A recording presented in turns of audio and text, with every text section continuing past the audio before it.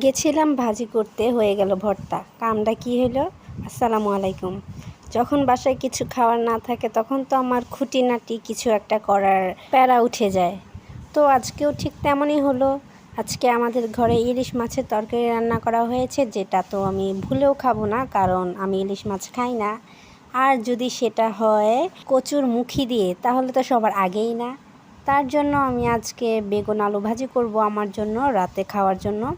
তাই এখানে বেগুন নিয়ে বসে পড়লাম কাটতে, আর প্রথম কাটাতে একটা পোকাওয়ালা বেগুন পেয়ে গেলাম, যা আমার ভাগ্যে আছেই, থাকবে।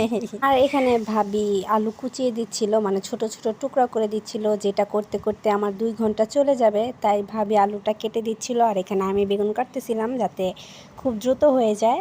তারপর বেগুন আর আলু একসাথে কাটা হয়ে গেলে এখন আমি ভালোভাবে একটু ধুয়ে নিব। আর এখানে ভাবি আগে থেকে পেঁয়াজটা কেটে রেখেছিল। ভাবি থাকা কতটা ভাগ্যের দেখেছেন, কতটা কপাল, সব কিছুই আগে থেকে রেডি করে রাখে। যাই হোক, তারপর আমি চুলায় একটা কড়াই বসিয়ে দিলাম, আর কড়াইয়ে দিয়ে দিলাম পরিমাণ মতো তেল। দেন পেঁয়াজ কাঁচামরিচ দিয়ে ভালোভাবে ভেজে এখন বেগুন আর আলু দিয়ে দিলাম। যেখানে আমি সর্বপ্রথমে ভুল করে ফেলেছি, আর সেটা হলো আমার আলুগুলো আগেই দেওয়া উচিত ছিল।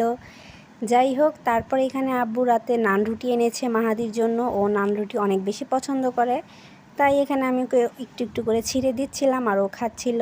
তারপর আবার ব্যাক করলাম ভাজিতে, আর এসে এখন একটু নাড়াচাড়া দিচ্ছিলাম, কারণ ঢেকে রেখেছিলাম তাড়াতাড়ি হওয়ার জন্য। কিন্তু ভুলটা তো আমি আগেই করে ফেলেছি, যেটা আমার করা একদমই উচিত হয়নি। কারণ আমি আলুগুলো আগে না সিদ্ধ করে আমি একসাথে দিয়ে দিয়েছি বেগুনের সাথে, যেটা বেগুন আগেই ভর্তা হয়ে যাচ্ছে, কিন্তু আলু সেদ্ধ হচ্ছে না।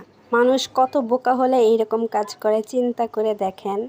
যাই হোক, ভুল করে ফেলেছি, কিছু তো আর করার নেই, এখন এই ভর্তা খেতেই হবে আমার। তো এখন একটু ভালোভাবে আবার নাড়াচাড়া দিয়ে দেন, আবার ঢেকে দিব ভাজিটা, কারণ আলু তো সেদ্ধ হয়নি। আলু সেদ্ধ হওয়ার জন্য তো চুলাই রাখতে হবে, যদিও বেগুন ভর্তা হয়ে যাচ্ছে। তারপর এই তো আবার চলে আসলাম আর একটু নাড়াচাড়া দিতে, আর এখন ভাজিটা নামিয়ে ফেলবো, কারণ যতটুকু হয়েছে সেটাই যথেষ্ট। আর এই তো নামিয়ে বাটিতে সার্ভ করে নিলাম, হয়ে গেল আমার ভাজি না ভর্তা। যাই হোক, সবাই ভালো থাকবেন, সুস্থ থাকবেন, টাটা, আল্লাহ হাফেজ।